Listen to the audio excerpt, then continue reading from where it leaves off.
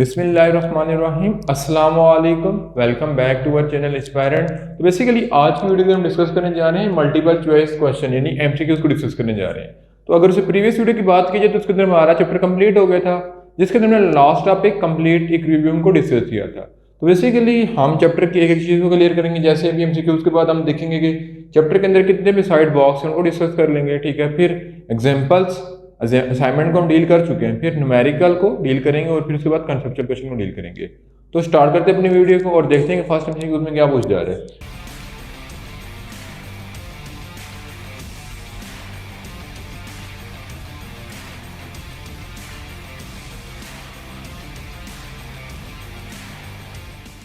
ठीक है, तो बेसिकली जो चैप्टर ये एमसीक्यूज हैं चैप्टर के वेक्टर एंड इक्विलिब्रियम के मल्टीपल चॉइस क्वेश्चन है। जैसे फर्स्ट एमसीक्यूज में लिखा हुआ है कि two vector lie with their tail at same point. ठीक है, दो वेक्टर हैं with tail at same point, यानी लेट्स सपोज मैं यहाँ पे डायग्राम ड्रा करूं। दो वेक्टर हैं, एक ये वेक्टर है, एक ये वेक्टर है। ठीक है, अब इन दोनों की टेल सेम पॉइंट पे, कहाँ पे, ओरिजिन। तो लिखा हुआ है two vector lie with their tail at same point, उनकी टेल सेम पॉइंट पे है। व्हाट इज द एंगल, अब एंगल क्या, between them is increase by 20, their scalar product has same magnitude but change from positive to negative. ठीक है, the original angle between was, तो basically वो कह रहे हैं कि हमारे पास दो वेक्टर हैं। ठीक है, एक वेक्टर ए और एक वेक्टर बी। ठीक है, तो बेसिकली क्वेश्चन की स्टेटमेंट में लिखा हुआ है कि हमारे पास दो वेक्टर हैं, दोनों की टेल सेम पॉइंट पे मीन ओरिजिन पे टच करिए एक दूसरे को। अब जो उनके दरमियान प्रोडक्ट है वो कौन सा प्रोडक्ट है, dot product mean scalar product है। ठीक है, तो अब मतलब कि एक वेक्टर ए था, दो वेक्टर थे ना बी। ठीक है, दोनों के दरमियान एंगल का डिफरेंस कितने का आ रहा है, 20 का। कैसे, क्योंकि लिखा हुआ है कि स्केलर प्रोडक्ट है same magnitude but change from positive to negative, यानी जो दोनों का आंसर आएगा ए का और बी का वो क्या आएगा, सेम आएगा। लेकिन जब हम इंक्रीज करेंगे तो बेसिकली माइनस प्लस की मिस्टेक आएगी। ठीक है, तो उनका एंगल सेम रहेगा। ठीक है, मीन कि अगर मैं आपको समझाऊं तो बेसिकली हमारे पास दो वेक्टर गिवन है।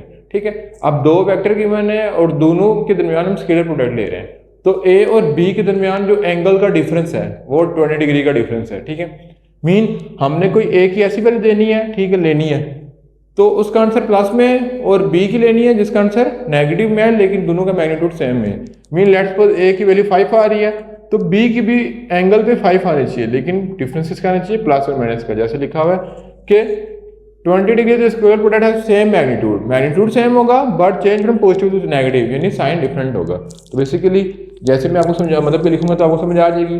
तो मैं बेसिकली ले लेता हूँ A dot B, dot product लेना था तो ए बी कॉस थीटा, ये फॉर्मूला लूंगा।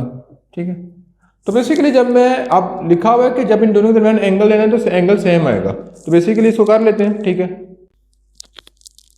तो बेसिकली अगर मैं first theta equal to 0 put करूंगा तो कॉस ऑफ 0 क्या हो जाएगा, 1, और जब कॉस 20 पुट करूंगा तो 1 ही आएगा, तो ये तो गलत हो गया। फिर कॉस 60 पुट करूंगा तो कॉस 60 में आंसर क्या आएगा, 1/√2। फिर कॉस 80 पुट करूंगा तो फिर आंसर रॉन्ग हो जाएगा। कॉस 70 और कॉस 90 पे चेक कर लेते हैं। ठीक है, तो मैं पहले कॉस 80 पे चेक कर लेता हूँ आता है कि नहीं। ठीक है, तो मैं लेट कर लेता हूँ कि theta is equal to 180 degree, sorry 80 degree. ठीक है, तो मेरे पास फॉर्मूला था A dot B, A B cos of 80 degree. तो बेसिकली जब कॉज ऑफ 80 डिग्री कैलकुलेटर पे करेंगे तो हमारे पास क्या आंसर आ जाएगा, 0.174 ए बी, 0.174 ये आ गया। फिर इसको नीचे लिखूंगा तो आ जाएगा 0.174 A B A dot B. ठीक है, ये हमारे पास आ गया। फिर क्वेश्चन के अंदर क्या लिखा हुआ था कि दोनों एंगल के दरमियान डिफरेंस कितने का, 20 डिग्री का। मैं इसमें 20 डिग्री इंक्रीज कर दूंगा, यानी थीटा इज इक्वल टू 100 कर दूंगा। A dot B is equal to A B cos of 100 ये ले लूंगा, तो मेरे पास सेम आंसर आ जाएगा साथ नेगेटिव साइन के, 0.174। ठीक है, यानी माइनस 0.174 ए बी। ठीक है, तो अब देखते हैं कि हमारे पास स्टेटमेंट सेटिस्फाई हो रही है कि नहीं। ठीक है, तो अब क्या इधर लिखा हुआ था कि एक वेक्टर को उसमें 20 इंक्रीज करेंगे तो उसके रिजल्टेंट में क्या आएगा कि जो दोनों का आंसर आएगा उनका मैग्नीट्यूड सेम आएगा। तो मैग्नीट्यूड दोनों का सेम आ रहा है, लेकिन पॉजिटिव और नेगेटिव से चेंज होंगे। तो बेसिकली जो right option number D 80 degree. ठीक है, तो आई होप सो ये चीज़ आपको समझ आ गई होगी। फिर फर्दर मूव करते हैं नेक्स्ट क्वेश्चन की तरफ। अब नेक्स्ट क्वेश्चन में क्या लिखा हुआ है कि the minimum number of vector of unequal magnitude required to produce a zero resultant. ठीक है, यानी हमें कम से कम कितने वेक्टर चाहिए कि उनका रिजल्टेंट जीरो आए। ठीक है, तो एक चीज़ आपने पढ़ी होगी कि क्लोज पाथ का रिजल्टेंट क्या होता है, जीरो। मीन हमने पीछे पॉलीगॉन का पढ़ा था। ठीक है, यूं डायग्राम थी, तो यूं डायग्राम थी, फिर यूं डायग्राम थी, फिर यूं डायग्राम थी, फिर यूं, फिर यूं, तो ये क्लोज पाथ बनाता है। तो किसी भी क्लोज वेक्टर में बेसिकली रिजल्टेंट क्या होता है, जीरो। ठीक है, ये चीज़ आपको समझ आ गई है। अब इसके स्टेटमेंट जरा गौर करें। द मिनिमम नंबर यानी कम से कम कितने नंबर होंगे उनका रिजल्टेंट जीरो आएगा। मीन एक क्लोज पाथ बनाने के लिए कम से कम कितने वेक्टर चाहिए होंगे। तो अगर दो वेक्टर की बात की जाए तो दो वेक्टर कभी भी क्लोज पाथ नहीं बनता, वो ऐसे बनेगा, या अगर बनाना भी चाहिए तो ऐसे बनेगा, क्लोज नहीं बनता। तो ये तो हो गया रॉन्ग। ठीक है, उन्हें क्या है, कम से कम। तो तीन का चेक कर लेते हैं कि तीन का क्लोज पाथ बनता है कि नहीं। तीन का क्लोज पाथ बन रहा है, तो बोलेंगे basically the minimum number of vector required to produce a zero vector. तो जीरो रिजल्टेंट प्रोड्यूस करने के लिए क्या होता है, हमारे पास क्लोज पाथ होना चाहिए। ठीक है, तो कम से कम कितने वेक्टर हो तो क्लोज पाथ बनता है, तीन। तीन पे वेक्टर पे बन रहा है, तो हम कहेंगे इसको जिसका आंसर है वो राइट, वो थ्री है। ठीक है, because three vector form a close path या ट्राइंगल, ट्राइंगल बना लेगा जो कि क्लोज पाथ है। उसके बाद फर्दर मूव करते हैं नेक्स्ट एमसीक्यू की तरफ, जिसके अंदर लिखा हुआ है कि if the resultant of two vector. ठीक है, हमारे पास रिजल्टेंट ऑफ टू वेक्टर, ठीक है, of each of magnitude A, हमारे पास दो वेक्टर हैं, दोनों का मैग्नीट्यूड ए है। ठीक है, is also the magnitude of A, angle between the two vector will be. तो बेसिकली हमने रिजल्टेंट निकाला है दो वेक्टर के लिए। तो बेसिकली जो रिजल्टेंट का फार्मूला होता है दो वेक्टर के लिए, वो क्या होता है कि R is equal to A square B square plus two A B cos theta. ठीक है, अब बच्चे कंफ्यूज होंगे, ये फार्मूला हमने पढ़ा नहीं है, जो हमने पढ़ा वो दूसरा था, वो हॉरिजॉन्टल और वर्टिकल कंपोनेंट के लिए था। ठीक है, वो फॉर सिंगल वेक्टर था, ये फॉर टू वेक्टर है। ठीक है, तो इसमें हॉरिजॉन्टल और वर्टिकल कंपोनेंट थे, इसमें हॉरिजॉन्टल वर्टिकल कंपोनेंट को हमने यूज करा। ठीक है, तो ये आ गया। फिर अगर स्टेटमेंट की तरफ गौर किया जाए, लिखा हुआ है if the resultant of two vector, हमने रिजल्टेंट फाइंड करना है टू वेक्टर का, ईच ऑफ मैग्नीट्यूड ए, यानी दोनों का मैग्नीट्यूड क्या है, A is also the magnitude of A, यानी ए और बी दोनों का मैग्नीट्यूड क्या रहा है, तो मैं कहूँगा A equal to B equal to A. ठीक है, तो मैं पुट कर लूँगा अपनी इक्वेशन में, तो क्या आ जाएगा, ए का स्क्वायर, यहाँ पे भी आ जाएगा ए का स्क्वायर, यहाँ पे टू ए का स्क्वायर कॉस ऑफ थीटा, क्या आ जाएगा, टू ए का स्क्वायर प्लस टू ए का स्क्वायर कॉस ऑफ थीटा। यहाँ तक क्लियर है। फिर अगर फर्दर करें तो बेसिकली हमारे पास क्या आ रहा है कि टू ए का स्क्वायर कॉमन आ रहा है, तो उसको कॉमन ले लेंगे। ठीक है, बेसिकली अब हम ले लेते resultant of two vector each of magnitude A, तो हमारे पास रिजल्टेंट भी क्या आ जाएगा, यानी R is equal to also है, आर के मैं भी ए पुट कर दूंगा। तो यहाँ से देखा जाए तो मेरे पास ए स्क्वायर कॉमन आ रहा है, तो स्क्वायर को मैं कॉमन ले लूंगा। ठीक है, तो आ जाएगा to plus to cause of theta, ये आ गया। ठीक है, फिर अगर फर्दर करें तो ये अंडर कट से काट के बाहर आ जाएगा, तो A is equal to A two plus two cos theta, ये आ गया। ए से काट जाएगा, यानी under root two plus two cos theta is equal to one, ये आ गया। फिर दोनों साइड अंडर रूट ले लेंगे, ताकि दोनों साइड स्क्वायर ले लेंगे ताकि अंडर रूट कट जाए, तो two plus two cos theta is equal to one.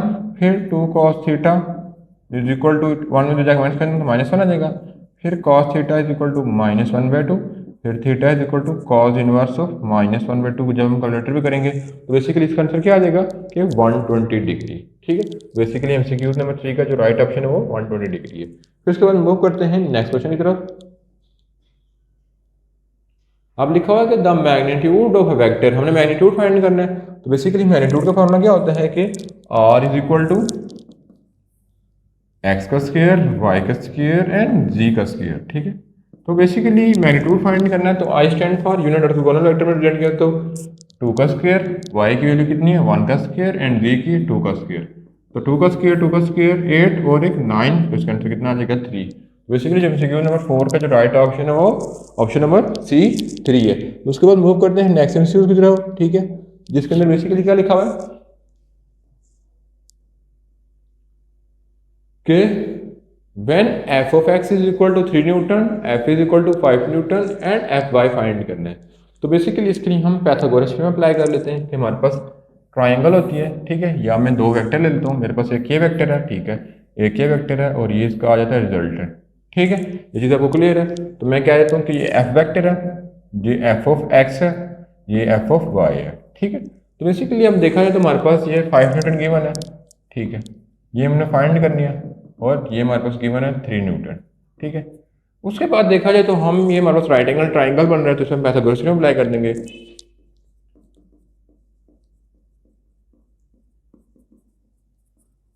जब पाइथागोरस थ्योरम अप्लाई करेंगे तो वो क्या कहता है कि हाइपोटेन्यूज का square is equal to perpendicular square plus base का स्क्वायर। तो हाइपोटेन्यूज कितनी साइड है, 5 का स्क्वायर, परपेंडिकुलर फाइंड करनी है तो एफ वाई का स्क्वायर, एंड बेस कितनी है, 3 का स्क्वायर। तो ये 25 एफ वाई का स्क्वायर प्लस 9, तो कभी साइड ले जाएंगे इसको, तो 25 minus 9 is equal to F Y का स्क्वायर। तो एफ वाई का स्क्वायर इज इक्वल टू 16, तो दोनों साइड ले लेंगे तो F Y is equal to 4। तो बेसिकली एफ वाई कितना आंसर आ रहा है, 4 न्यूटन, यानी इसका right option option number B. उसके बाद आज की वीडियो का लास्ट एमसीक्यू डिस्कस करते हैं, एमसीक्यू नंबर 6। तो बेसिकली जो एमसीक्यू नंबर 6 से ऑनवर्ड है उनको नेक्स्ट वीडियो में डिस्कस करेंगे। तो बेसिकली ये थी आज की वीडियो, जिसके अंदर हमने फर्स्ट से लेके 5 एमसीक्यू डिस्कस किया, और इंशाल्लाह नेक्स्ट वीडियो के अंदर हम कोशिश करेंगे कि जितने एमसीक्यूज रिमेनिंग है उनको कवर कर सकें। तो इंशाल्लाह मिलेंगे नेक्स्ट पार्ट में, तब तक अल्लाह हाफिज़।